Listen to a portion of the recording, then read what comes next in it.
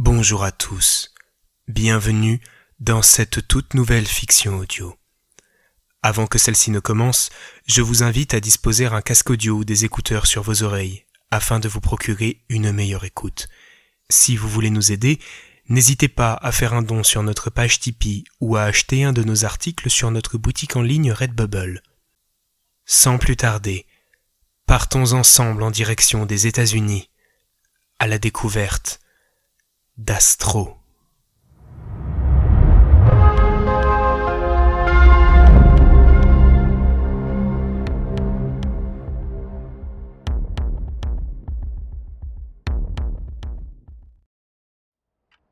Août 1970. Dans la ville de 29 Palms, Chris Richards, un jeune homme de 26 ans, était assis devant son bureau, un crayon à la main, griffonnant sur une feuille de papier cartonné des planches de bande dessinée.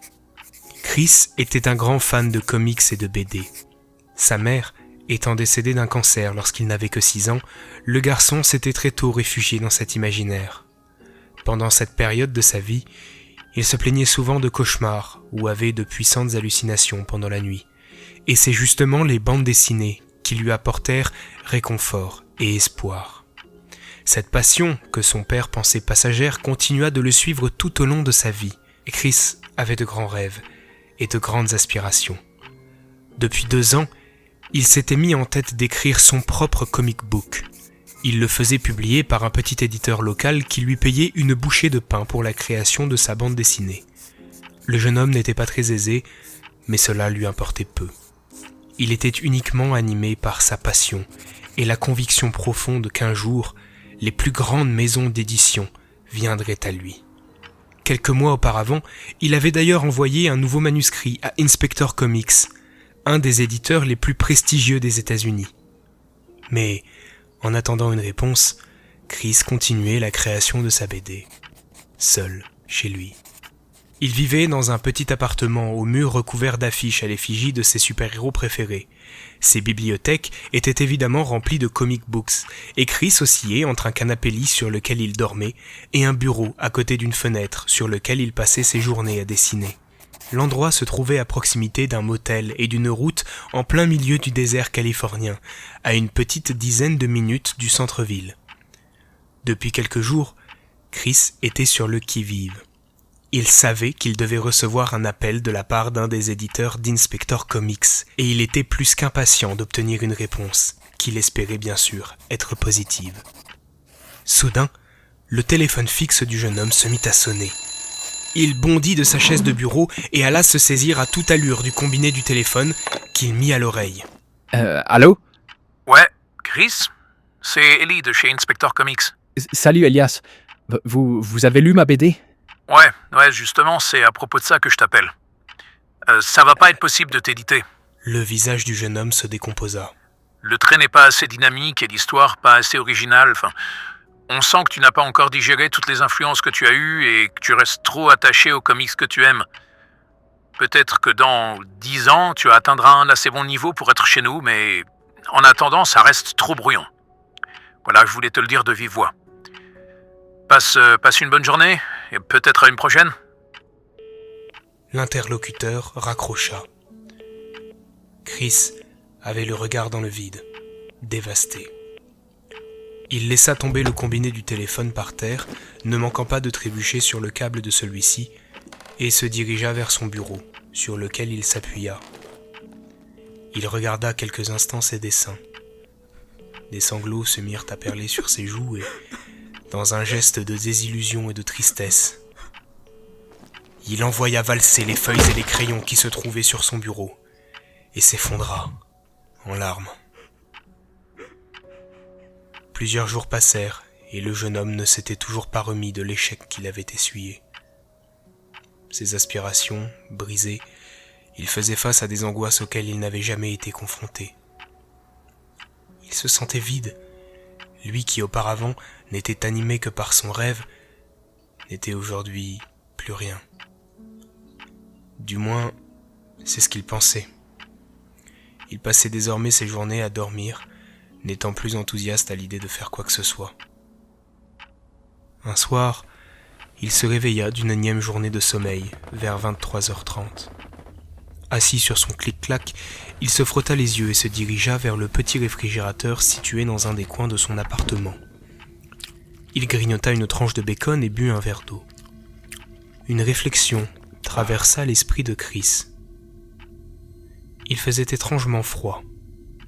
Dans cette région et à cette période de l'année, la température était plutôt douce, même la nuit. Ce froid ambiant était donc assez peu habituel.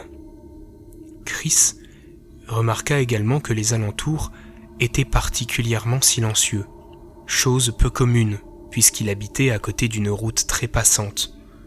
La pâle lueur de la lune venait dessiner d'intenses rayons de lumière à travers les fenêtres, une lumière qui paraissait trop forte pour provenir de l'astre.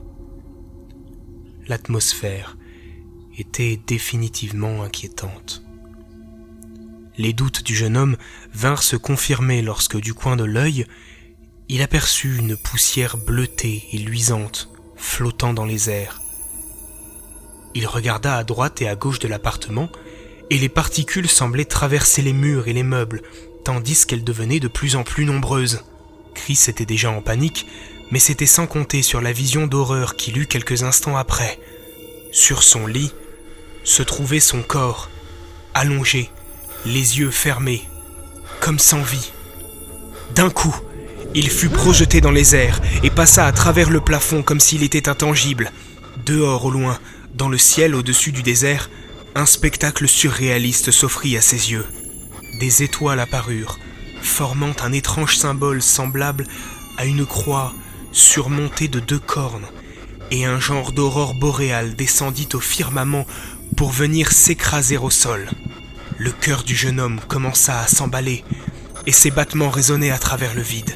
Sa vision devenait de plus en plus floue, le nuage de poussière s'épaississait, et la lumière s'intensifiait quand soudain...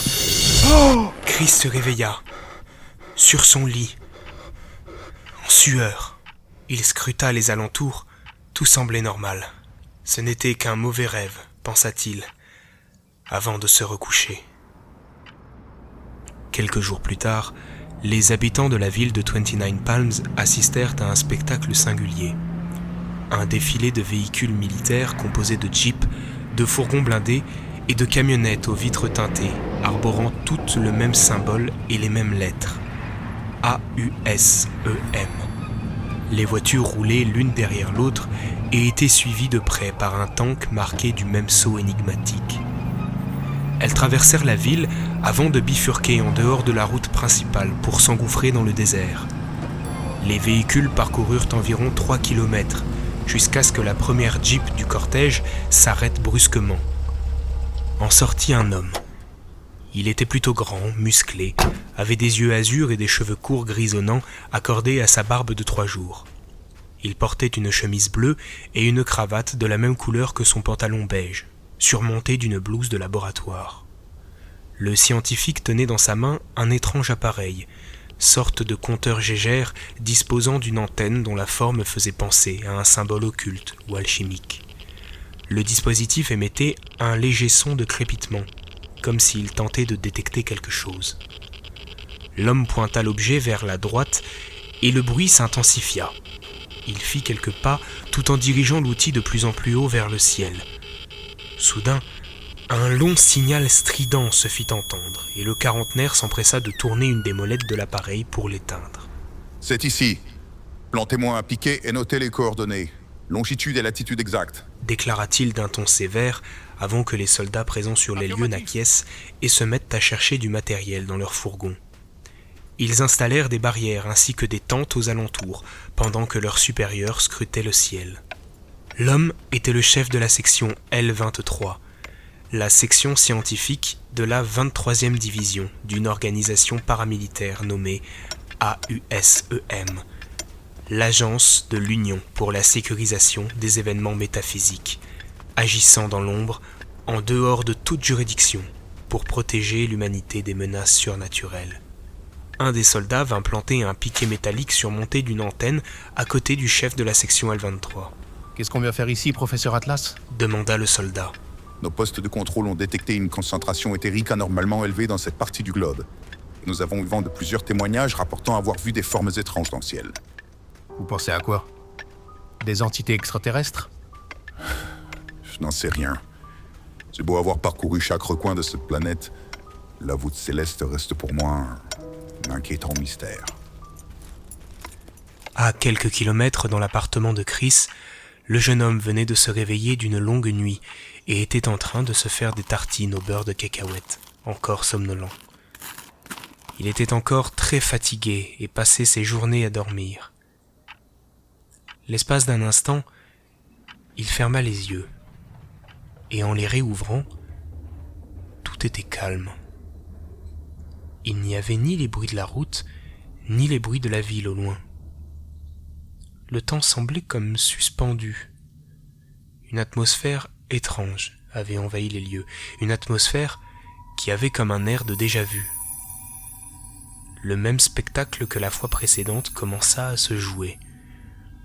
Des particules bleues apparurent, et Chris, par peur, fit quelques pas en arrière pour constater qu'il avait de nouveau quitté son corps.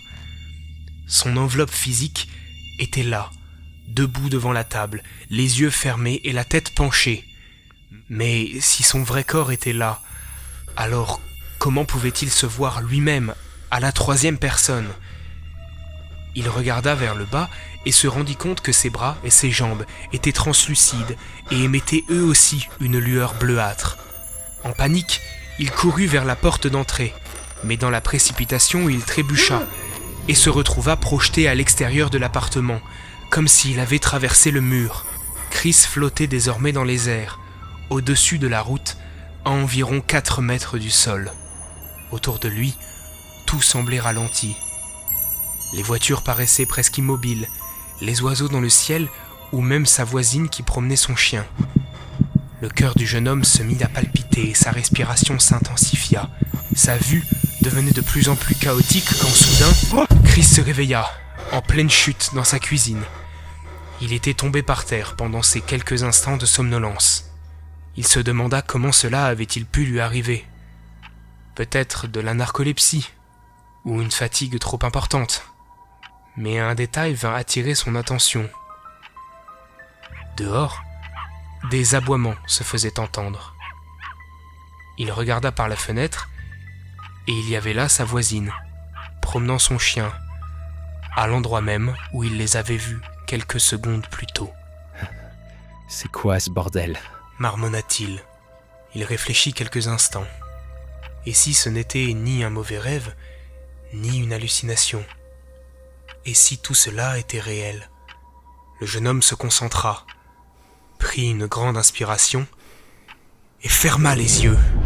Il se retrouva à nouveau projeté hors de son corps, dans cet espace étrange, dans ce plan de la réalité où le temps paraissait ralenti, où tout semblait possible. Il passa sa tête à travers le mur et aperçut à nouveau sa voisine. D'un coup, il se souvint de quelque chose. La première nuit où il avait expérimenté ce phénomène, il avait bu un verre d'eau. Alors, pouvait-il aussi déplacer des objets sous cette forme ? Il s'empressa de vérifier son hypothèse en jetant en l'air sa tartine. Effectivement, il pouvait la toucher et la manipuler. Elle flottait comme en apesanteur au milieu de la cuisine. Chris était émerveillé. Il ferma à nouveau les yeux et tout redevint normal. La tranche de pain s'écrasa au plafond, propulsée par l'impulsion que lui avait donnée le jeune homme, qui éclata de rire. « Waouh !» s'écria-t-il. Le jeune homme passa le reste de la journée à tester l'étendue de ses capacités. Il remarqua par exemple que lorsqu'il approchait son corps immatériel de son enveloppe physique, les deux se mettaient à vibrer, comme rentrant dans une sorte de synchronicité. Le soir même, dans le désert, le professeur Atlas et ses hommes scrutaient le ciel, sur le qui-vive, à la recherche de la moindre anomalie dans la voûte céleste. Soudain, un point blanc, comme une étoile, se fit voir dans le firmament. Puis 2, puis 3, puis une dizaine, une cinquantaine, et bientôt, des centaines de points lumineux vinrent tapisser le ciel nocturne, formant le même symbole étrange qu'avait vu Chris quelques jours plus tôt. Une vague de lumière bleutée, comme une sorte d'aurore boréale, apparut dans les cieux, et les militaires allumèrent 4 énormes projecteurs pointant vers le phénomène. Atlas s'empara d'un mégaphone et cria « Je suis le professeur Atlas. Qui que vous soyez, identifiez-vous. » De son côté, Chris, ou plutôt son corps astral, flottait au-dessus de son appartement en admirant le spectacle onirique des particules bleutées qui l'entouraient. Mais du coin de l'œil, la lumière projetée par les militaires l'alerta. Il regarda plus en détail et aperçut avec stupeur le même symbole que la fois passée, ainsi que l'aurore boréale. Chris contempla l'emblème céleste quelques instants et une pensée lui traversa l'esprit. Les étoiles, si on les observait avec attention, traçaient une forme rappelant étrangement la tache de naissance que le jeune homme avait sur sa poitrine. Il regarda son torse et effectivement, il s'agissait bel et bien de la même figure. Il n'y avait pas de doute possible. Cette configuration stellaire était en fait un message, un appel adressé à Chris. Il fallait qu'il se rende là-bas. Sans perdre une seconde, il rentra dans son corps physique et sortit de son appartement. Il dévala les escaliers extérieurs, croisant au passage sa voisine qui arrosait des pots de cactus. « Bonne soirée, Chris !» lança-t-elle tandis que le jeune homme s'élança, torse nu, à travers le désert. Il lui fallut une petite dizaine de minutes pour arriver sur les lieux, qui étaient entourés par des grilles de chantier et des soldats. Le spectacle qui se tenait en ces lieux était magnifique. Il n'avait jamais rien vu de tel auparavant. Un garde remarqua l'intrus et pointa une lampe torche dans sa direction. « Monsieur, c'est une zone sous surveillance militaire, vous n'avez rien à faire ici. Je vais vous demander de partir. » Chris continua de fixer le flux d'énergie, comme happé par celui-ci. « Monsieur, vous n'avez pas entendu ? Je vous demande de dégager. » Un autre agent débarqua et scruta le jeune homme de la tête aux pieds. Ses yeux s'écarquillèrent lorsqu'ils se posèrent sur la tache de naissance du garçon. « Une marque de Modéus !» s'écria-t-il en armant son FAMAS. L'autre militaire regarda en l'air, puis à nouveau la tache. « C'est la même marque que celle qu'il y a dans le ciel. Les mains derrière Les la mains tête. derrière la tête !» crièrent les 2 militaires. Chris avança d'un pas. N'avancez pas. Il en fit un deuxième, Reculez. et enfin un troisième. Un déluge de balles vint s'abattre sur le jeune homme, qui ferma les yeux. Lorsqu'il les réouvrit, son corps était entouré d'une lumière bleutée dont l'intensité oscillait, comme si elle vibrait. Les projectiles, quant à eux, étaient passés à travers son corps sans causer la moindre blessure, comme si son enveloppe physique avait adopté les mêmes propriétés que son enveloppe astrale. Chris regarda ses mains et esquissa un léger sourire avant de foncer en direction des 2 soldats. Il traversa le grillage. « Protocole EH6 !» cria un des hommes avant qu'un troisième ne surgisse d'une des tentes, une arme à la main. Le fusil tirait des rafales de petits filets métalliques électrifiés qui passèrent à travers le corps de Chris. Ce dernier ferma les yeux et son enveloppe astrale sortit de son enveloppe de chair. Là encore, le temps paraissait ralenti. Le jeune homme en profita alors pour donner un coup de poing au premier soldat, un coup de pied au deuxième et envoya le troisième valser dans les airs. Il clôt à nouveau les paupières et les 3 gardes furent chacun propulsés plusieurs mètres en arrière, comme poussés par une force surnaturelle. Le professeur Atlas, qui assistait à la scène, était horrifié. Il reprit ses esprits et réfléchit quelques instants, après quoi il se tourna vers un de ses subalternes et cria « Le canon à éther! Allez me chercher le canon à éther !» Tout de suite, professeur. Dans sa course effrénée, Chris plia les genoux, prêt à bondir. Le sol se mit à vibrer et l'aura lumineuse qui entourait le jeune homme s'intensifia. Soudain, il décolla vers le ciel telle une roquette, faisant un saut d'une 15aine de mètres. Il flottait désormais dans les airs, au-dessus du campement militaire.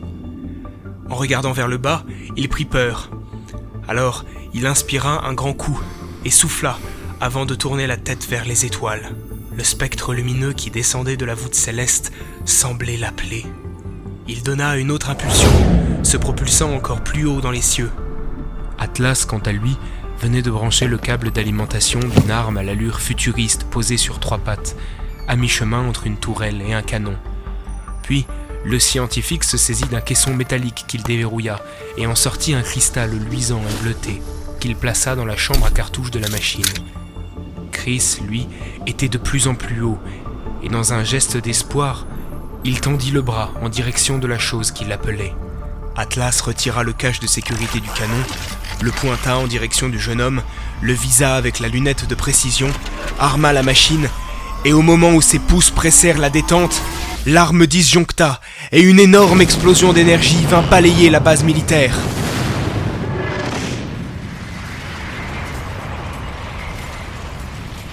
Mais dans le ciel, un tout autre spectacle se jouait. Chris venait de toucher du bout du doigt la forme abstraite qui descendait des étoiles. Le temps semblait comme ralenti, en suspens, et le spectre du jeune homme avait à nouveau quitté son corps, flottant dans le vide. Les particules bleues voltigeant dans les airs vinrent se rassembler, s'agglomérer, prenant petit à petit une forme vaguement humanoïde. L'entité s'approcha du vingtenaire qui tenta de fermer les yeux, par peur. Mais rien ne se produisit. L'être prit la parole, d'une voix douce et apaisante. « Chris, c'est bien ça. Oui. Qui êtes-vous ? Mon nom est Yailem, et je suis très heureux de te rencontrer. Qu'est-ce que vous êtes, au juste ? Un genre d'alien ? Vous venez de l'espace ? Interrogea le jeune homme. Oui, je viens d'ailleurs. On me qualifie de dieu, de titan ou d'ange. J'erre à travers le cosmos, à la recherche de gens comme toi. Des gens comme moi ? Tu as un don, Chris. Ton corps est empreint d'une force présente partout dans l'univers. L'éther. Chris afficha un air dubitatif. Yailem reprit. Tu es capable de projeter ta conscience à travers l'éther et de manipuler cette force à ta guise. Tu peux percevoir l'invisible et faire des choses qu'aucun humain ne serait capable de faire. C'est pour ça que tu peux me voir en cet instant. Pourquoi cela ? Vous n'êtes pas réel ? Questionna le vingtenaire. Si, je suis bien réel. Mais vois-tu, j'ai passé mon existence à voyager de planète en planète à la recherche de personnes comme toi et moi, touchées par la grâce de l'éther. Mais au cours de mes millions d'années d'exploration, j'ai fini par m'épuiser et aujourd'hui mon enveloppe physique n'est plus qu'une carcasse dispersée aux quatre coins du cosmos. Et donc vous êtes... mort ? En quelque sorte. Mais j'ai découvert que, comme toi, je pouvais projeter ma conscience en dehors de mon corps et continuer ma quête en observant le monde derrière le voile de l'éther. Et les lumières dans le ciel, c'était vous du coup ? C'était moi, oui. J'ai utilisé les dernières forces de mon cadavre pour t'envoyer ces signaux. Chris esquissa un sourire. Plutôt malin d'avoir formé ma tâche de naissance dans le ciel. Je ne savais pas exactement où te trouver, alors, en formant ce symbole, j'étais sûr que tu viendrais à moi. Le jeune homme réfléchit quelques instants. Donc, vous avez fait tout ça juste pour me rencontrer ? Vous avez dépensé vos dernières forces juste pour venir me parler ? Je te l'ai dit, tu as un don. Rares sont les êtres à pouvoir interagir avec le plan éthérique. À vrai dire, je n'ai parlé à personne depuis presque un millénaire. Yailem se rapprocha de son interlocuteur. Alors quand j'ai senti ta présence dans le flux de l'éther, ça m'a donné de l'espoir. Tu m'as donné de l'espoir. De l'espoir ? Je vous ai donné de l'espoir ? Chris avança vers l'ange et s'accroupit en posant la main sur son épaule. Vous savez, il y a quelques jours à peine, je pensais que ma vie était fichue. Mon rêve, justement, c'était de donner de l'espoir aux gens avec mes comics. Moi, ça m'a permis de tenir le coup quand maman est morte. Mais quand on m'a refusé mon poste, je me suis jamais senti aussi vide. J'avais l'impression que ma vie avait plus de sens. Le jeune homme se releva et reprit. Mais maintenant, vous me dites que je vous ai redonné espoir. Alors vous savez quoi, je vous promets que vous ne serez plus jamais seul, Yailem. Et si, comme vous le dites, j'ai un don, alors je ferai tout ce qui est en mon pouvoir pour donner de l'espoir aux gens. Yailem releva la tête. Je serai un symbole d'espoir. Pour vous et pour tout le monde. Chris tendit la main à la divinité, qui la saisit. Lorsque les deux êtres se touchèrent, Yailem commença à s'effriter en des milliers de petites particules luminescentes qui disparurent dans le ciel nocturne. En partant, l'ange lança « Merci, Chris. » Ces mots retentirent dans l'écho infini de la voûte céleste, ce à quoi le jeune homme répondit. « Passez me voir quand vous voulez. » Yailem savait désormais qu'il n'était plus seul, et Chris savait désormais qui il était. Il était le héros de sa propre histoire. Le vingtenaire ferma les yeux, regagnant son corps physique, et s'envola au loin à une vitesse folle, laissant derrière lui une traînée bleutée semblable à une aurore boréale. Quelques heures plus tard, le soleil se leva sur le désert californien. À cause du dysfonctionnement du canon à éther, la base militaire avait presque été rasée. Ne restait plus que des débris sous une couche de poussière et de sable. Mais au centre du campement, sous les morceaux de roche et de ferraille, une main vint surgir des décombres. Puis un bras, un torse et enfin un corps entier. C'était le professeur Atlas. Ses vêtements étaient déchirés et son corps était couvert de bleu et de brûlures. Il était très mal en point, mais le plus troublant était sans doute la blessure qu'il avait à l'œil droit. Sur cette partie de son visage, sa peau était comme brûlée, mais elle adoptait un teint bleuté et sombre. Des veines plus claires, livides, étaient apparentes et son œil était devenu entièrement blanc, émanant d'une légère lueur. Le chef de la section L23 tourna la tête à gauche et à droite pour constater avec effroi que l'intégralité de ces hommes avait été tuée par la vague d'énergie éthérique du canon. Le scientifique, à genoux sur le sol, regarda vers le ciel. Il lança. « Maudit Homodeus !» Il serra les poings. Les débris et les cailloux autour de lui se brisèrent, comme soumis à une énorme pression. Atlas hurla de rage, seul, son cri résonnant dans l'immensité du désert. Fin.